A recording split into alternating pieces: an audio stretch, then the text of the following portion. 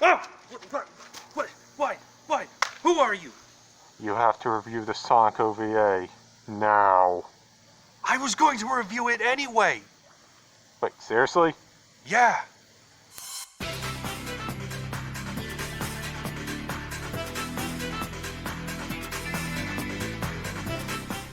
Well, now that that's been taken care of, the Sonic OVA, also known as the Sonic movie. Produced and released by Perot Entertainment as a two-part OVA in 1996, and then as a movie by ADV in 1999, this film is one of those shows that's rather obscure to the point that even long-term fans might know it exists, and get confused when recent media references the show.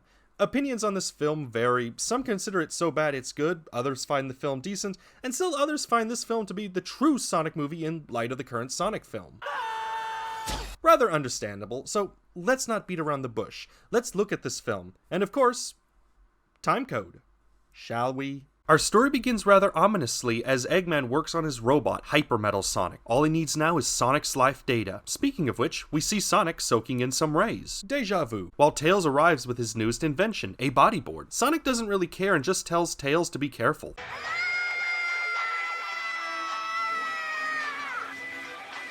It's probably nothing. That's rather odd of Sonic. Shut up, Tails! Huh. Sonic's changed a lot since the 90s. Anyway, the plot demands that Sonic do something as this owl tells the duo he has a message. Sonic ignores the plot and Tails decides to be a hero. Look, there's a reason Tails had 3 of his own games while Knuckles had to play second fiddle to the Chaotix. Tails does a good job stabilizing the owl's plane but not stopping it. Because this is a Sonic film, Sonic does some neat stuff and saves both Tails and the owl. On safe ground, the owl tells Sonic that George H.W. Clinton needs to see the two. Sonic makes a comment that the owl could have just called, reminding the plot that this sequence costs him some time. What? Sonic's a speedrunner. One plane ride later, and the duo reach the president, who is revealed to be Theodore Roosevelt? If the Bull Moose needs to call Sonic, you know it's bad. Actually, this is Dr. Robotnik pre-Sonic Adventure. Anyway, Robotnik tries to kill Sonic and fails. Was that the Pokeball sound effect? Anyway, Sonic tries to attack, only for Robotnik to reveal he is holding George H.W. Clinton and his Catgirl daughter hostage? Are you supposed to be a reference to Amy? Who are you? You know what? I'm being nitpicky. This is a fun film meant for people who have never seen Sonic before to get into the series.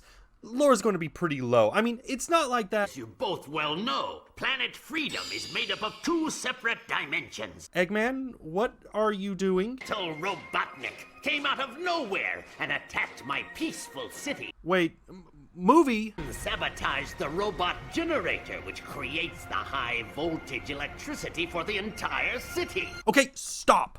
Movie, you just don't do nothing with the lore and then dump it on us at once like this is just normal. For the viewers, allow me to summarize what Robotnik is saying. So apparently Robotnik is here because a robot called Metal Robotnik used an army of demonic robots, no I have no idea what makes them demonic, to oust Robotnik out of his home. To make matters worse, Metal Robotnik has overloaded the generator. If not stopped by sundown, the whole Planet Freedom, no not that one, will explode. Sonic is of course concerned.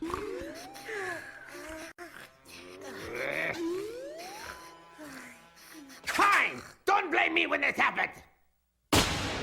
Sonic soon states he's not interested, believing this to all be a trap, because it's Dr. Robotnik. Everyone begs Sonic to reconsider, with Sarah the Catgirl revealing she's Sonic's girlfriend, or something. Sonic finally agrees, Robotnik gives Tails a GPS thingy, and our heroes set out on their adventure. While flying, Sonic asks Tails if he trusts Robotnik's little device. Tails says it's the only way, with Sonic half-heartedly agreeing. Back at the presidential mansion, Robotnik is conducting torture.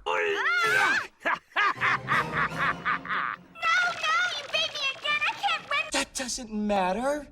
You're hostages, we're your captors. We're heavily armed. My thoughts exactly, Daniel. Sarah demands to go on a drive, Robotnik says no, a giant mecha appears, Robotnik and Sarah leave, and this little robot lampshades the joke. Back to our heroes, Sonic and Tails enter a typhoon, crashing the tornado. Activating the demo sequence for the game, the two race to their first checkpoint, fighting robots along the way. Sonic wonders if this is a trap, while Tails states this is the most direct way to the Land of Darkness. One jump later, and the two end up in the Land of Darkness, which looks like New York City for some reason. Movie, are you trying to say something about New York?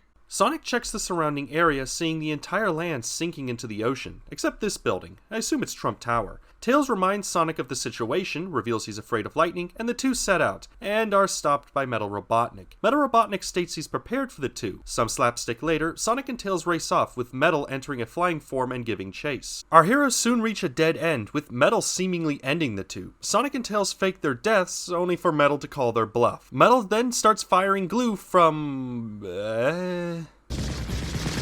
It actually proves to be effective, with Tails glued down. Robotnik fires missiles, believing he has killed Sonic, only for Sonic to return with one of Robotnik's missiles. Robotnik is damaged, but Sonic is also stuck. Using the ruins, Metal slowly drowns Sonic.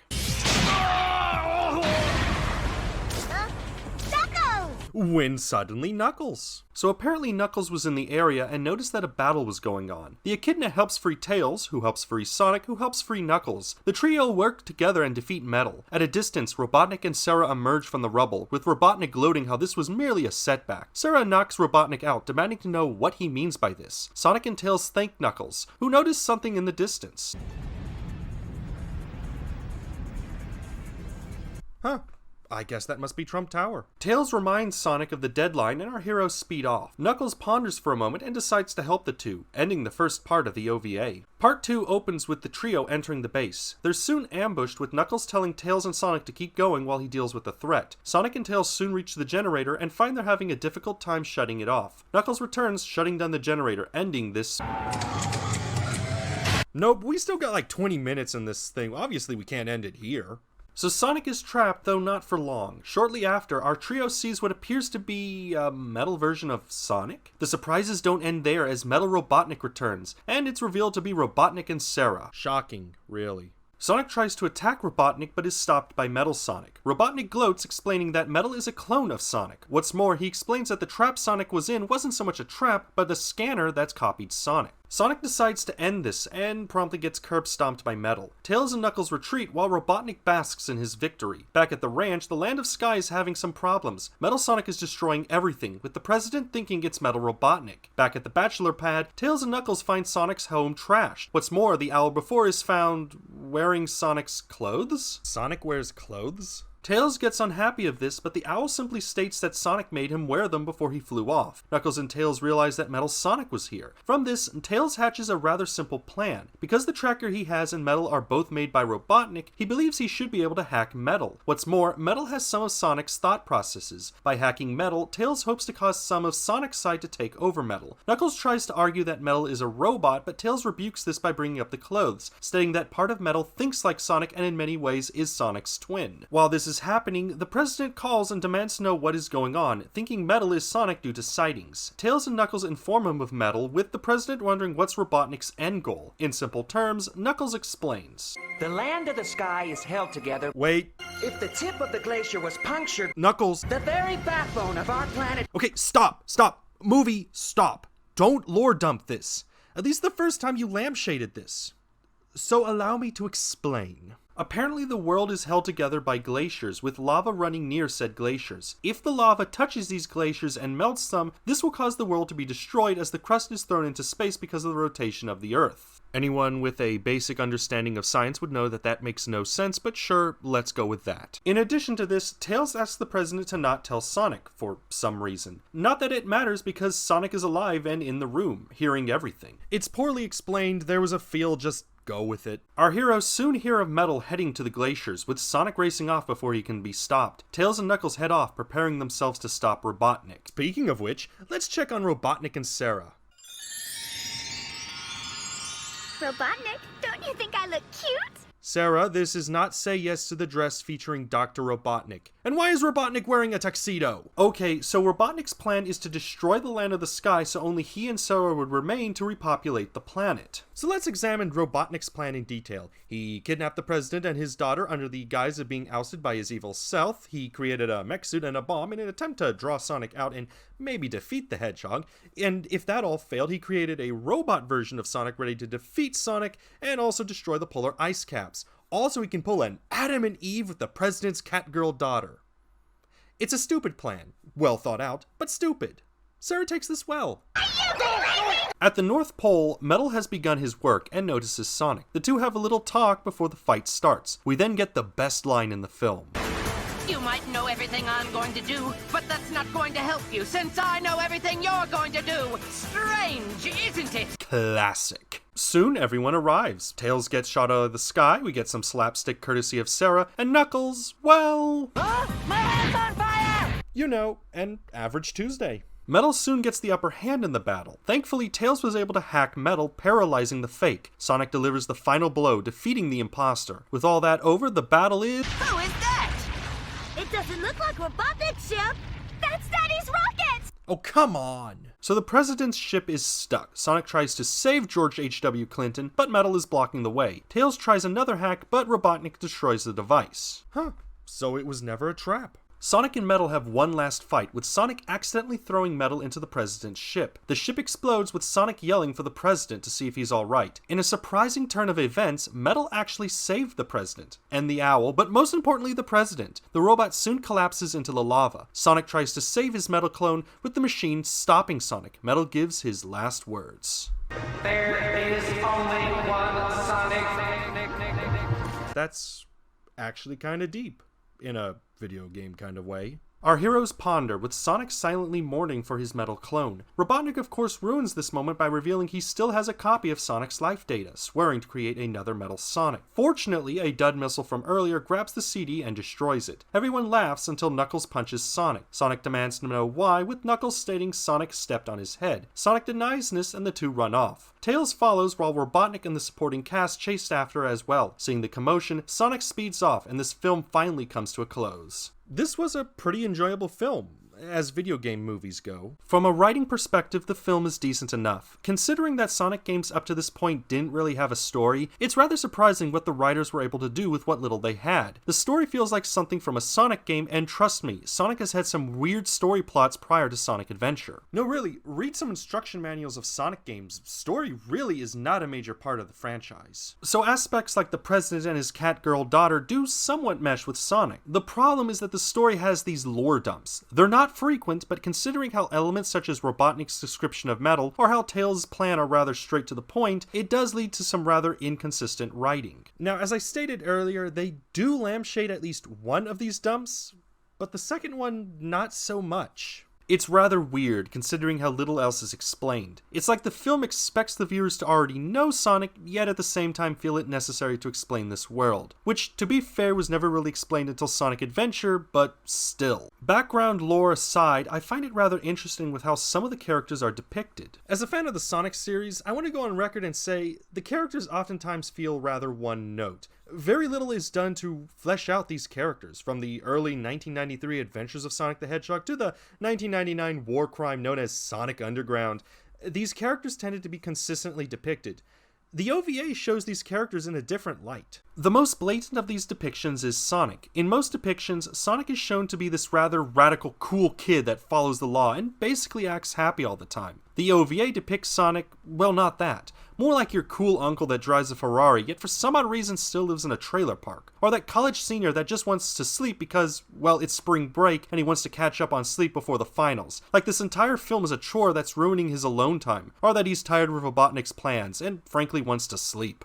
I actually like this depiction of Sonic. It feels grounded and sincere. Knuckles is another unique depiction. Usually he's written as a hot-headed, friendly rival to Sonic. Here, he's more like a close friend who has some rather interesting insight in the world, almost like he's a college senior who's backpacking through Europe or something. Robotnik is a rather interesting case. He's depicted as being something of both a comic relief and a serious threat. I say this is interesting since up to this point, Robotnik was either a comic villain like in the Adventures of Sonic the Hedgehog, or a tyrannical dictator like in Sonic Sat-Am. This mixture of comedy and seriousness wouldn't really appear in the character until Sonic X when Mike Pollock would voice the character. In stark contrast, Tails is perhaps the least played with character. They play up his child side while also not forgetting he's something of an inventor. They do depict Tails as being brave, something future depictions would kinda shy away from. The rest of the cast is rather meh. Sarah acts like how you expect her to, Metal is shown to be dangerous, and the president is there. Oh, and the owl. He's forgettable. For the most part, the story is decent. The only really interesting element of the story is how faithful to the source material it is and how the characters are depicted differently than the norm.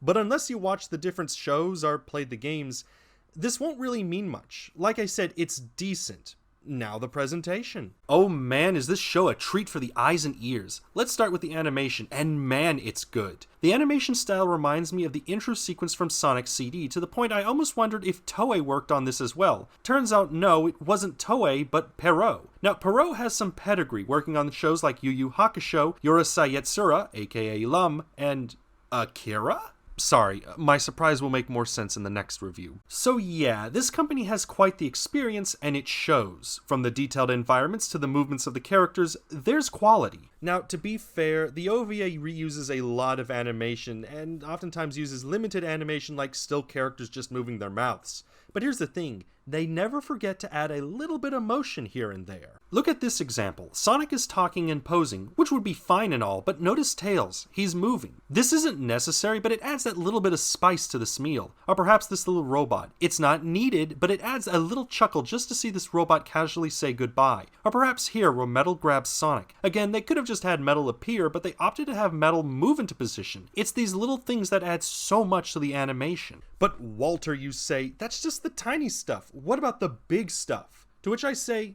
they did a good job. There are sequences where Sonic is running, and man, they are well done. In many ways, they look like the demo sequence of a game to the point you kinda wish you can press the start button to play the game, only to realize that this is a movie and you can't play it. Still, it's fun to watch. The animators understood what they were doing when they animated Sonic. It feels like Sonic, and the same can be said about the music.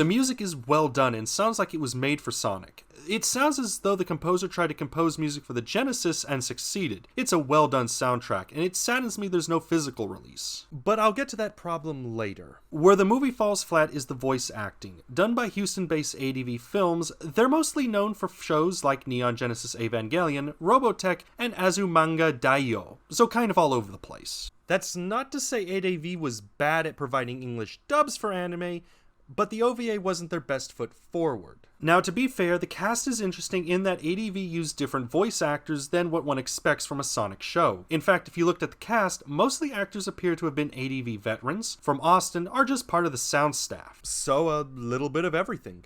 So let's begin with the best and work our way down. Sonic is perhaps the best voice in this show. The best way I can describe his voice is if it's P. Sherman from The Critic, only he talks faster and in a higher pitch. It really works with the jerk with a heart of gold depiction Sonic has in the show. Compared to someone like Jaleel White, who has more of a too cool for school voice for Sonic, Martin Burke was perfect for this role in my opinion. Next is Robotnik, voiced by Edwin Neal of Texas Chainsaw Massacre fame. It's interesting in that Neal gives Robotnik a sort of menacing Joker kind of feel to the character. In many ways, it reminds me of Mike Pollock. My only real complaint is not much is really done with the voice. It sounds rather bland compared to what other voice actors have brought to the character. Shut up! Heed me! I do miss the beauty of this place.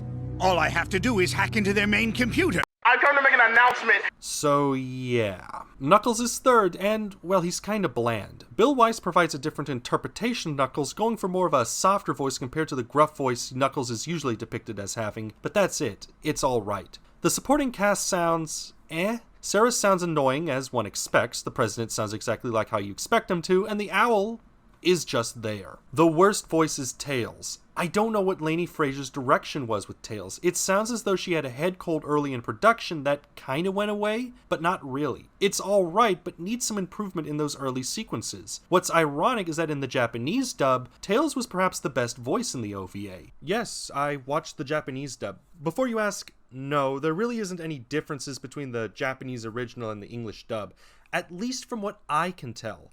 Outside of Tails, the Japanese voice actors sound like they really don't care. That being said, they could be giving their all and I just don't have the ear for it. As for story, it's the same as far as I can tell, but back to the voices. The voice acting isn't great, but here's the thing, it's interesting to hear if only because the cast depicts the characters differently. If you look at shows like The Adventures of Sonic or Sonic Sat-Am, you'll notice that many of the characters are given some rather similar depictions. Usually Tails sounds like a very young child and Sonic is voiced by Steve Urkel. ADV brought in different actors and interpretations of these characters. Even to this day, Sega makes it a point to keep Sonic consistent, even if that means not fleshing out the character. That's where something like the OVA is interesting. These are different actors providing different interpretations representation of the characters. It's not much, I realize, but it's something to think about. So the film is pretty good from a presentation side of things. For an OVA, it's a fun watch. But remember what I said about the music?